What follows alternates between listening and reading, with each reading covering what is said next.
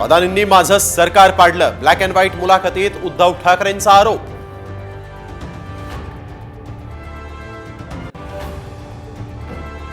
माझं सरकार भाजपच्या सत्ता जिहादनं पडलं. साम टीव्हीच्या ब्लॅक अँड व्हाईट मुलाखतीत उद्धव ठाकरेंचा भाजपवर जोरदार हल्लाबोल.